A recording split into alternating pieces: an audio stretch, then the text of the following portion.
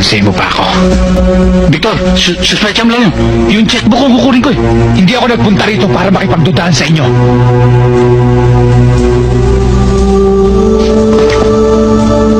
Kung wala akong mapapala sa inyo ngayon,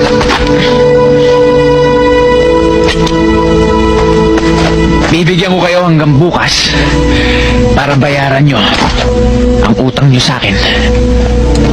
Ayos? Akin to.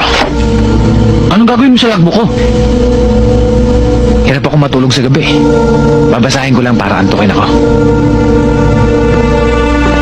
Victor, anong oras bukas?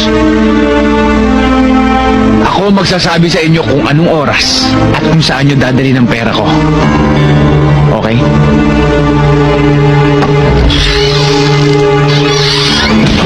Susunod ako sa'yo. Na.